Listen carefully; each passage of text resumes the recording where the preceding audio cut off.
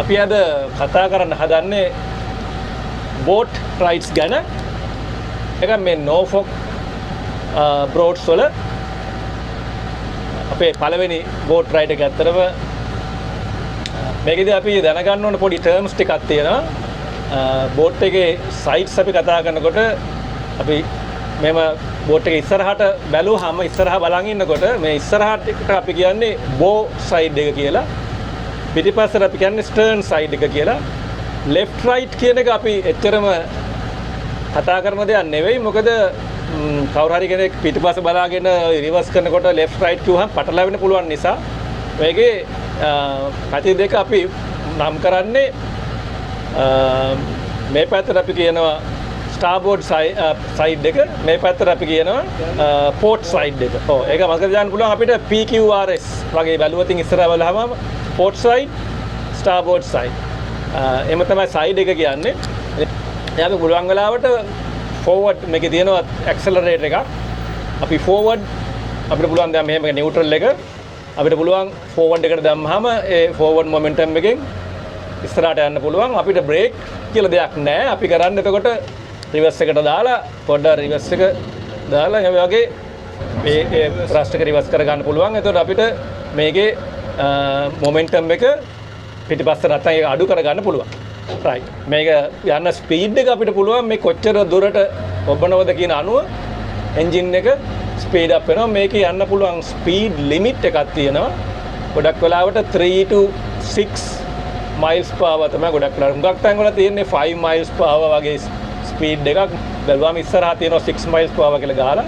ඒක අපි දැනට යන්නේ 5.6 අපිට පුළුවන් තා පොඩ්ඩක් ඔන්න ස්පීඩ් කරලා එම තියාගෙන ඊට පස්සේ අපිට ඒ ගානෙන් තියාගෙන අපිට යන්න පුළුවන්. ඉතින් ඉස්සර මේ පළාතේ හිටපු කට්ටිය විශේෂයෙන්ම ওই පල්ලිවල හිටපු පූජකවරු තමයි ගොඩක් වෙලාවට ඒ වෙලදාම ඒ කියන්නේ කරලා තින්නේ. ඒ කළු පාට ඔය නිකන් පාෂලි ඩයිජෙස්ටඩ් ඕගනික් මැටර් තමයි පීට් කියලා කියන්නේ. ඒවා ඉන්ධනයක් හැටියට පාවිච්චි කරලා තියෙනවා. ඊට අමතරව පොහොරක් හැටියට පාවිච්චි කරනවා. මොකද ඒකේ කාබනික ද්‍රව්‍ය තියෙන නිසා. ඒව හාරපු වලවල් තාම තියෙනවා. ඉතින් ඒක බ්‍රෝඩ් හැටියට තියෙන්නේ. ඒ තැන් වල ඉතින් පොඩි තියෙනවා මේක අපි පාක් කරන්න අපි කියන්නේ මෝරින් කියලා. ඒ මෝරින් කරන තැන් තියෙනවා.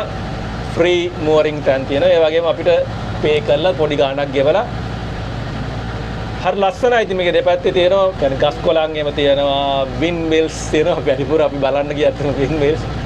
ඊළඟට ඇබේ එකක් තියෙනවා. පොඩි ඒ වගේ පල්ලිය වගේ දේවල් තියෙනවා. සත්තු හරියට ඉන්නවා. සත්තු කියන්නේ තාරාවෝ, හංසයෝ, අශ්වයෝ, හරක් ඒ වගේ සත්තු බලන්න පුළුවන්. බොහොම ලස්සන පළාතක්. බොහොම ලස්සන තැනක්. අපි දැනට කිලෝමීටර් 20 ගාණක් විතර තියෙනවා. තව කිලෝමීටර් ගාණක් අපි ගියා. ඉතින් මම කියන්න හිතුවේ මේක කවුරු හරි එන්න හිතන් ඉන්නව නම් පොඩ්ඩක් ඕනනම් YouTube එකේ බලලා අපිට පුළුවන් පොඩි විස්තර ටිකක් බලා ගන්න. මොකද සිංහල භාෂාවෙන් තිබුණ නැති නිසා මට හිතුණා පොඩි වීඩියෝ එකක් කරලා දාන්න සිංහල භාෂාවෙන්.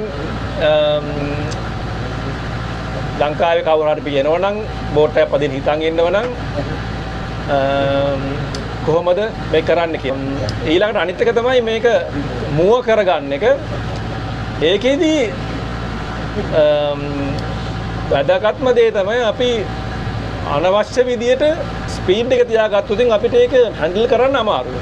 ඒතර අපි මුව කරන්න අපි හිතන් ඉන්න තැනකට ඒ හරියේදී අපි පුළුවන් තරම් මේක නියුට්‍රල් එකට දාගෙන ඒ වගේ කරගෙන අපි නැත්තම් ඒ අපියගේ අඩු කරගන්නවා. ඊට පස්සේ අපිට පුළුවන් ඕනනම් පොඩ්ඩක් රිවර්ස් එක පොඩ්ඩක් දාලා පොඩ්ඩක් තවත් පාලනය කරගෙන පොඩි ඇන්ගල් එකකට ඇකියුට් ඇන්ගල් ගොඩාක්ම මේ අංශක 90ට වගේ එන්නේ නැතුව 45 හෝ ඊට වඩා අඩු ඇන්ගල් එකකින් ආවොතින් අපිට ලේසි මේ කරගන්න. නිතරම බෝට් එකේ මොමන්ටම් එක ගන්න අයිඩියා එකක් තියාගෙන තමයි කරන්න ඕනේ.